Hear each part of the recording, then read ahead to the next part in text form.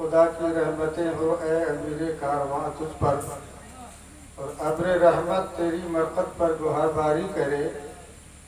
ابر رحمت تیری مرقد پر گہر باری کرے، حشر تک شان کریمی ناز برداری کرے۔ رات آج ہمارا قاضی القضات حضرت الحاج علامہ مفتی عثمان صاحب قبلہ علیہ رحمت و رضوان کی بارگاہ میں خراج عقیدت پیش کرنے کے لیے حاضر آئے ہیں۔ اللہ تعالی ہم سبوں کی حاضری کو قبول فرمائے اور ان کے علمی روحانی فیض و برکات سے ہم تمامی لوگوں کو مالا مال فرمائے۔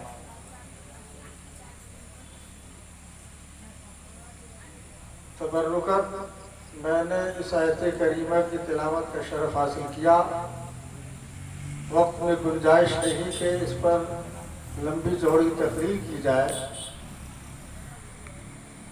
بس قاضی القضات علیہ رحمت رضوان کی بارگاہ میں محبت کا نذرانہ پیش کرنے کے لیے حاضر آیا۔ ان کے مقام، ان کے مراتب اور ان کے فضائل آپ نے تمام خطبہ سے سماعت فرمایا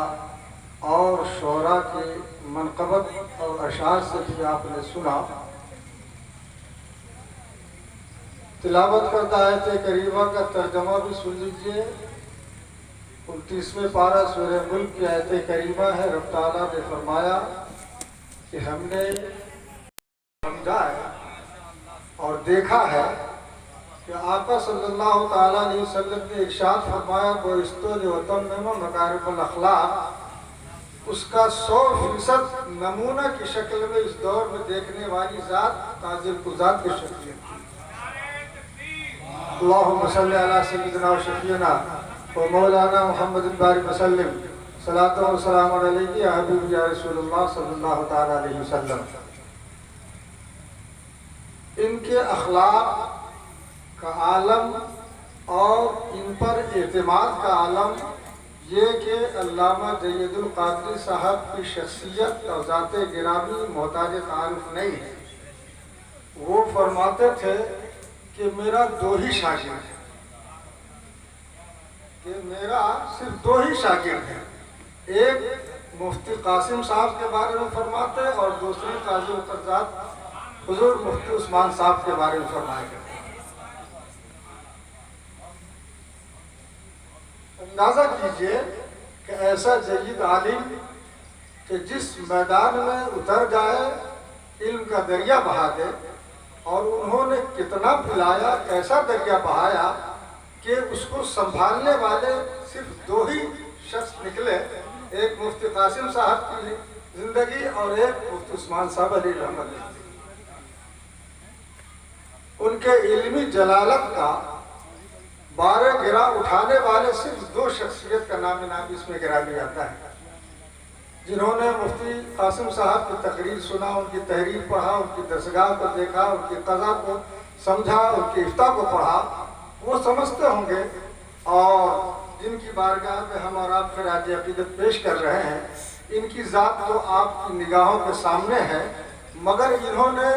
علم کا دریا بہار میں بہایا ہے۔ یہاں ضرور رہے، بعد میں آئے، مگر زندگی کا کریم ٹائم جو ہوتا ہے علمی فضا قائم کرنے کا اور علم کا دریا بہانے کا، وہ اصل ٹائم انہوں نے بہار میں کیا ہے۔ اور علامہ جید القادری کے اعتماد کا عالم دیکھیے کہ اپنے گھر کے بچے اور بچیوں کو حضور مفتی عثمان صاحب قبلہ ہی سے پڑھواتے تھے۔ دیکھا ہوا حال بتا رہا ہوں کہ روزانہ فجر کے بعد علامہ جید القادری صاحب کے گھر جا کر ان کے بیٹا بیٹی کو حضرت مفتی صاحب ہی پڑھاتے تھے۔ اساتذہ تو 12-14 تھے، مگر انتخاب ان کا ہوا کہ میرے گھر میں پڑھانے کے لائق اگر کوئی ہے تو کامل اعتماد کے ساتھ اپنے شاگرد رشید مفتی عثمان صاحب کا انتخاب کیا، اور ان کے گھر میں ان کی خانقاہ میں جا کر کے صرف یہی ان کے بچہ اور بچی کو پڑھاتے تھے۔ اور اس زمانے میں بھی ادب کا یہ عالم ہے کہ آج کیا طفل مکتب اپنے استاد کا ادب کرے گا جو اس معیار کا عالم ہونے کے بعد اپنے اساتذہ کا ادب احترام کیا کرتے تھے۔ مفتی قاسم صاحب چونکہ ان کے ہمعصر بھی تھے اور استاد بھی تھے، اور علامہ مجید القادری تو مکمل ان کے استاد ہی تھے، تو مفتی قاسم صاحب اور علامہ جید صاحب کا ایسا احترام جو آج کے طفل مکتب اپنے استاد کا نہیں کرتے تھے، جو اس زمانے میں اپنے استاد کا احترام کیا کرتے تھے۔ اور شاگردوں کے ساتھ معاملہ یہ تھا کہ کبھی ترشروئی سے ان سے بات نہیں کرتے، اور کبھی کسی سخت جرم کی بنیاد پر اگر سزا بھی دیتے تھے تو زیادہ نہیں، صرف 1 گھنٹہ کے بعد اس طالب علم کو پھر بلاتے اور اس کے جرم کا اقرار کروا کے بتاتے کہ بابو تم نے یہ غلطی کیا، وہ اقرار کرتا، اگر نہیں کرتے تو تم کو یہ سزا نہیں ملتی۔ تو بچہ جو دوسرے اساتذہ سے ناراض ہو جاتا تھا فوراً ان کے اس مشفقانہ رویے سے خوش ہو جاتا، اپنی غلطی کا اعتراف کر کے کل تک جتنی عقیدت ہوتی تھی اس سے زیادہ عقیدت مار کھانے کے بعد ہوتی۔ یہ تھا استاذی کا معیار۔ اور میرے یہاں مسلم یتیم خانہ چاندنی چوک مظفر پور میں شفیع معشر کانفرنس 1 نومبر کو ہر سال ہوا کرتی ہے۔ بلا ناغہ حضرت اس کانفرنس میں شرکت فرمایا کرتے تھے، دعاؤں سے نوازتے تھے اور بہت دعائیں دیتے، اور ادارے کی ترقی کے لیے بہت سارے مشورے بھی دیا کرتے تھے۔ اور شاگرد اور مرید اپنے پیر اور استاد کی بارگاہ میں تحفے تحائف لے جائے تو یہ کوئی بڑی بات نہیں، مگر ان کا معیار اور اخلاق اور شفقت کا عالم یہ تھا کہ یہ جب بھی تشریف لے جاتے تو کچھ نہ کچھ تحفہ و تحائف لے جایا کرتے۔ میرے بچوں کو بلا کر ان کو نذرانہ اور پیسے دیا کرتے تھے۔ اب اندازہ کیجئے کہ آج کے دور میں اس معیار کا استاد، اس معیار کا مربی، اس معیار کا مدرس، اس معیار کا قاضی اور مفتی دیکھنے کو نہیں ملتا ہے اور تلاشنے سے نہیں ملتا، جو ذات گرامی مفتی عثمان صاحب علیہ رحمۃ اللہ کی تھی۔ اور 5 سال کے اکتساب فیض کے بعد جو کچھ دیا یہ انہی کا دیا ہوا ہے۔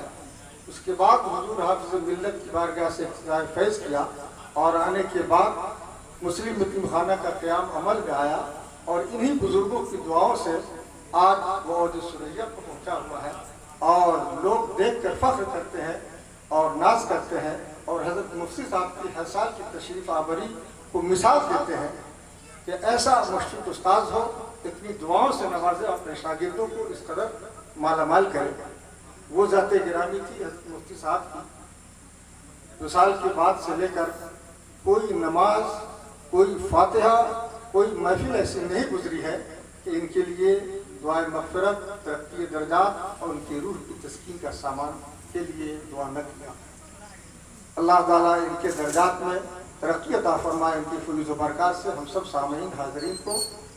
مالا مال فرمائے، اور ان کے صاحبزادگان کو اللہ تعالیٰ دن دنیا رات چوگنی ترقی عطا فرمائے، اور بلاؤں سے محفوظ رکھے، اور صبر جمیل اجر جزیل عطا فرمائے۔ حضرات، ان کے مقام و مرتبہ کو راتوں رات نہیں بیان کیا جا سکتا ہے۔ اس معیار کے یہ جید عالم تھے۔ میں نے تو ایک مرتبہ ان کے دعوت نامے پر کتب نیپال لکھ کر کے بھیج دیا، اور اس احساس کے ساتھ کہ آج کے دور میں اگر نیپال کا کوئی کتب ہو سکتا ہے تو یہ مفتی صاحب ہی کی ذات گرامی ہو سکتی ہے، کیونکہ ان کے تقویٰ، طہارت، معیار، ہر چیز کو میں نے بغور دیکھا اور ملاحظہ کیا، اور سمجھنے کے بعد اس معیار پر پہنچا کہ اس دور میں اگر نیپال کا کوئی کتب ہو سکتا ہے تو مفتی عثمان صاحب ہی کی ذات گرامی ہو سکتی ہے، جس کے گواہ یہ ہمارے علیم الدین برکاتی صاحب ہیں۔ انہی کے معرفت ہم نے دعوت نامہ میں بھیجا اور اشتہار بھی بھیجا۔